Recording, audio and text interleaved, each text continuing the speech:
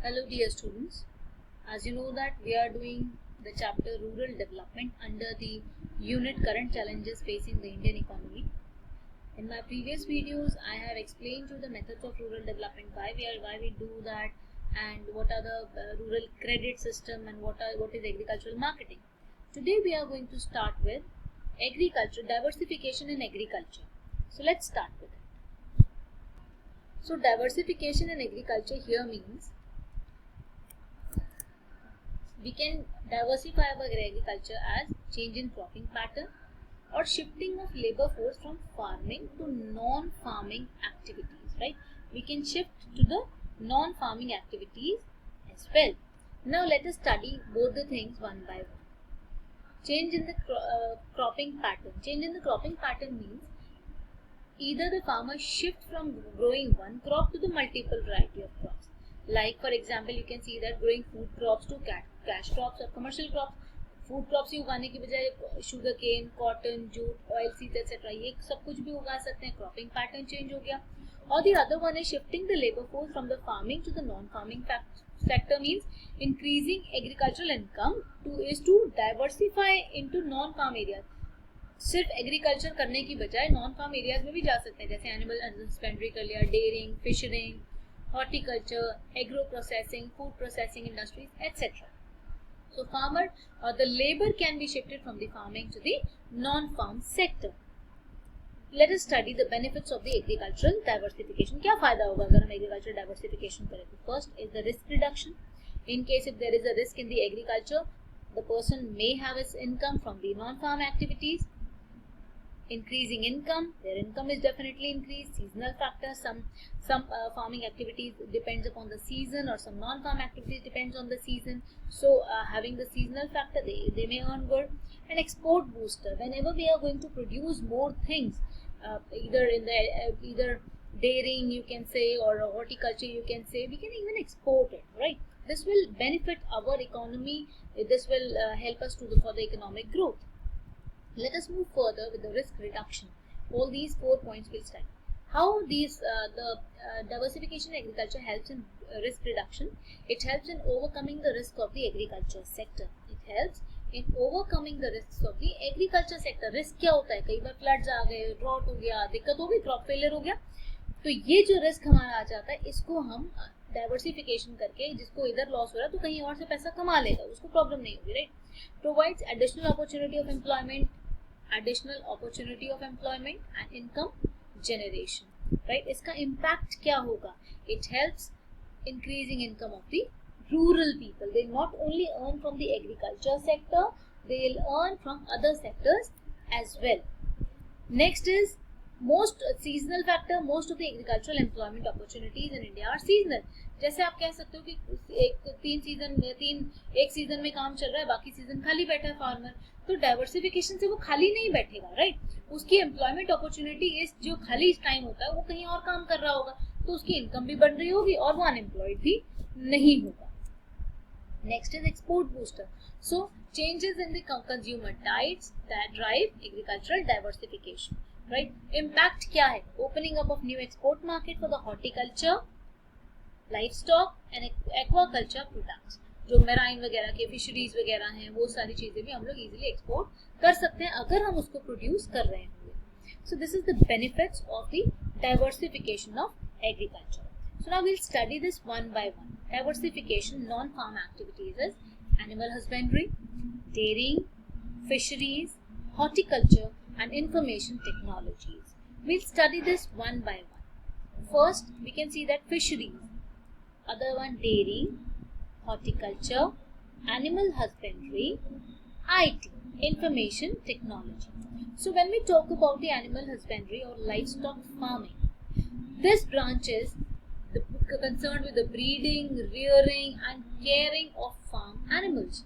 जब farm animals की हम केयर करते हैं, उनकी ब्रीडिंग करते हैं, उनको रियर करते हैं और एक से आगे आगे बढ़ाते हैं उनको, right? This is what animal husbandry is. It includes kettles, goats, goose, ducks. What is the benefit of it? It increases the stability in income.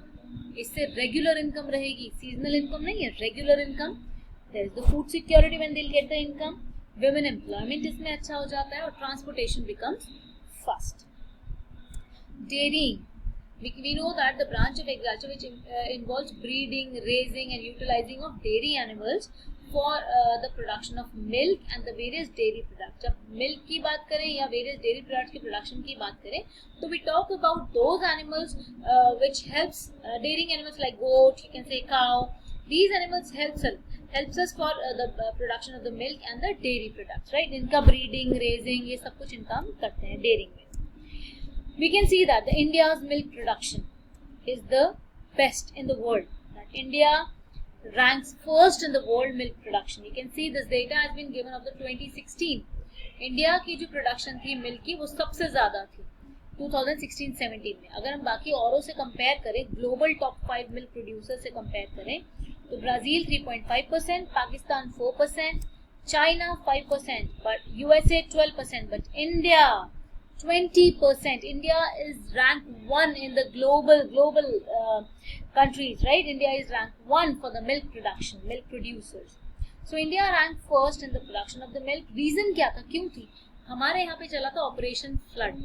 Operation flood क्या था कि जितने भी डेयरी प्रोड्यूसर्स थे उन्होंने क्या किया, अपना मिल्क एक जगह पे इकट्ठा किया. Kind of they sell their milk together और collectively according to the quality they sell their milk collectively. आपस में कंपटीशन करने की बजाय वो सब एक हो गए. उन्होंने compete किससे किया? All over the world compete किया. That's why the production of our country was very high.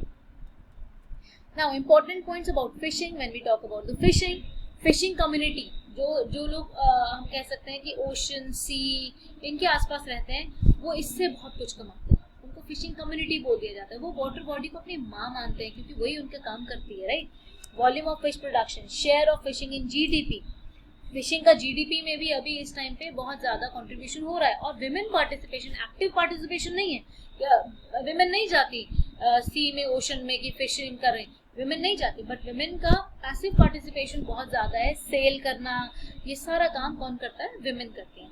तो it refers to the occupation devoted to catching, processing और selling of fish and other aquatic animals. तो catching का काम women नहीं करती, but बाकी सारे काम में फिशर्स जो है वो विमेन जो है वो बहुत आगे हैं. फिशिंग कम्युनिटी एक को एक करके पढ़ते हैं. Fishing community regards water body as mother. The water bodies, sea, ocean, rivers, lakes, natural aquatic ponds, streams are considered as mother or the provider. Why? Because these people, they provide life giving source, right? Fishing community को पैसा, खाना कहाँ से मिलता है? इसी fisheries से मिलता है. ये इसीलिए उसको माँ मानते हैं, प्रोवाइडर मानते हैं. Volume of fish production, we know that inland जो है, इनलैंड का मतलब जो हमारे अंदर का जो वाटर है, हमारे इंडिया के अंदर का जो वाटर है, वही कंट्रीब्यूट करता है 49% to the total fish production में, राइट? तो हमारा फिश प्रोडक्शन के अंदर जो हमारा प्रोडक्शन था वो भी हमारा बढ़ा.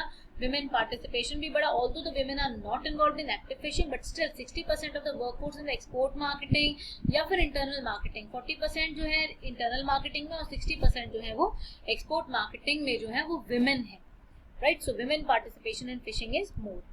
Then share of fishing in GDP, total fish production accounts for 0.8% of the total GDP. जो हमारी टोटल जीडीपी है उसका फिश प्रोडक्शन कितना है? 0.8%.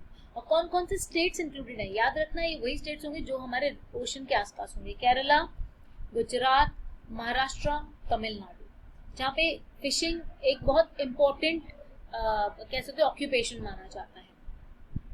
Horticulture, it refers to the science and art of cultivating fruits, vegetable, tuber crops, flowers, medicinals and aromatic plants, spices and plantation crops.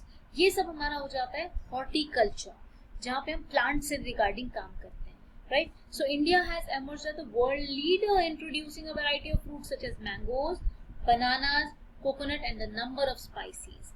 तो हमारे यहाँ पे India is a world leader. Horticulture के highlight हम देखते हैं, क्या बेनिफिट करता है, क्या हमारे लिए फायदा है. It is the scope of women empowerment, women को बहुत काम मिल जाता है. Emerges leader in world production में हमारी कंट्री जो है वो कहीं ना कहीं लीड कर रही है. इकोनॉमिक कंडीशन हमारे यहाँ की बहुत अच्छी हो गई, राइट? तो हम इसको सी करके याद कर सकते हैं, SEEC. So let us study this one by one. Scope of women employment, देखो फ्लावर हार्वेस्टिंग हो गया, nursery maintenance, hybrid seed production, tissue culture, propagation of fruits and flowers, food processing, इन सब में सबसे ज्यादा विमेन ही काम कर रही है और ये हाईली रेम्यूनरेटिव है, बहुत ज्यादा पैसा भी मिलता है इसके अंदर. So employment option for women in rural areas is best for the we can say the best in the horticulture. India आज की डेट में bananas, mango, coconut, cashew nuts, number of spices में एमर्जिंग लीडर है हमारे पूरे world में, right. Second largest producer of both fruits and vegetables in the world. So this is what horticulture is giving to our country. Our economy is growing. Economic condition improve. Horticulture has improved the conditions of many farmers. Many farmers has got the money, right? They have got the job. They have got the means of livelihood. उनको पैसा मिल रहा है, उनका घर चल रहा है. तो ये हमारे यहाँ पे बहुत कम है. And the last but not the least is information technology. We know that engineering जिसे बोल देते हैं कि हाँ, जहाँ पे कंप्यूटर और टेलीकम्युनिकेशन की बात हो रही है, जहाँ पे हम रिट्रीव करते हैं डेटा, स्टोर करते हैं और इंफॉर्मेशन को ट्रांसमिट करते हैं. रूरल एरियाज की डेवलपमेंट में IT sector is also working very good, right. It is working like it has revolutionised the sector, rural sector और rural area, right, Indian economy. Now benefits of information technology. Farmers को क्या benefit होगा? एक तो उन्हें up to date information मिल जाएगी. Flood जाने वाले हैं, ड्रॉट होगी, आज बारिश होगी नहीं होगी, हमारी जमीन कैसे है उसको कैसे चेक करते हैं, सब आईटी तो है. जो भी मशीन हम यूज करते हैं जमीन को चेक करने के लिए या मेजरमेंट करने के लिए, कितना टेम्परेचर है या कितना इसकी फर्टिलिटी है, इन सबको मेजर करने के लिए जो भी हम लोग इंस्ट्रूमेंट्स यूज करते हैं, दोस all comes under IT, right. Government predict कर सकती है फूड इनसिक्योरिटी किस एरिया में हो सकता है. गवर्नमेंट ये प्रेडिक्ट कर सकती है कहाँ किस साल ड्रॉट हो सकता है, तो इस जगह फूड इनसिक्योरिटी गवर्नमेंट अपने जो बफर स्टॉक्स है वो अपने संभाल के रखेगी, राइट. और एम्प्लॉयमेंट में भी बहुत ज्यादा हेल्प होता है रूरल एरिया के अंदर. I hope this is clear to you. And sustainable development and organic farming, this is the last topic which I am going to explain. Sustainable development and organic farming क्या होता है? System which avoids use of synthetic input. जब हम synthetic input को use नहीं कर रहे हैं, कोई पेस्टिसाइड नहीं, कोई केमिकल फर्टिलाइजर्स नहीं, कोई फूड एडिक्टिव नहीं, जहाँ पे हम ये सारी चीजों को यूज नहीं कर रहे हैं, हम मेनली रिलाय कर रहे हैं नेचुरल मेथड्स पे. ऑफ फार्म ऑर्गेनिक वेस्ट, जो बाहर ऑर्गेनिक वेस्ट होता है, even cow dung is also organic waste. Crop rotations करना, ये सारी चीजें हमारी ऑर्गेनिक फार्मिंग के अंदर आती हैं. एनिमल मैन्योर्स, जो एनिमल्स से जो एनिमल्स के जो मैन्योर्स होते हैं, that also help us in the organic farming. What are the benefits of the organic farming? We can study this. Safety of environment, additional income through exports, food value, economical farming, right. We'll study this one by one. You can learn this all the topics as SAFE, S-A-F-E, SAFE. And R, safer is role in employment generation. Let's study this one by one. Benefits of organic farming in all these things. Safety in environment, chemical free है, environment sustainable way से हमारा produce होगा ये, right. Additional income, exports. आजकल हम देख सकते हैं कि बाहर के लोग भी बहुत ज्यादा डिमांड करें ऑर्गेनिक चीजों की. They are also aware of the organic. तो इंटरनेशनल एक्सपोर्ट हमारा बढ़ रहा है बिकॉज डिमांड बढ़ रही है ऑर्गेनिक फूड की. फूड वैल्यू हमारी बढ़ रही है क्योंकि फूड हमारा हेल्दी हो रहा है. महंगे जरूर मिलते हैं organic food, but these are healthy क्योंकि इसके अंदर कोई भी केमिकल्स नहीं लगे हैं. इकोनॉमिक फार्मिंग, इकोनॉमिकल फार्मिंग का मतलब जो H5 seeds, chemical fertiliser, pesticide जो इतने कॉस्टली थे, बट अभी यहाँ पे जो हम ऑर्गेनिक फार्मिंग करते हैं तो चीपर प्रोड्यूस यूज होता है. Plus it employs more employment opportunities than conventional farming, right. तो conventional farming में employment opportunities ज़्यादा नहीं थी, लेकिन अभी बहुत ज़्यादा है. तो प्रॉब्लम क्या आ रही है इसके अंदर?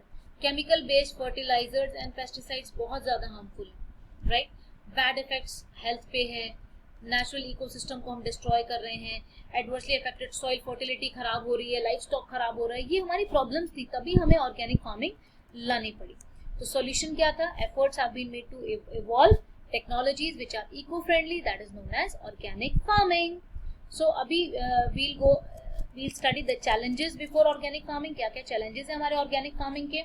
एक तो इसकी shorter life है, limited choice of crops अभी बहुत ज़्यादा चीज़ों में नहीं आया है, and involves low yield. Marketing facilities, infrastructure कम है. एक एक करके जब हम इसे पढ़ें आप देख सकते हैं. shelf life बहुत कम है, limited crops में है, ज्यादा यील्ड नहीं प्रोड्यूस कर पाता, प्लस मार्केटिंग फैसिलिटीज अभी अवेलेबल नहीं अभी क्योंकि ग्रोइंग स्टेज में है। और एग्रीकल्चर पे जो हम देख सकते हैं कि हमारा एग्रीकल्चर सेक्टर आफ्टर 1991 बहुत ज्यादा एक नेग्लेक्ट किया गया। सो this is it, thank you, God bless you.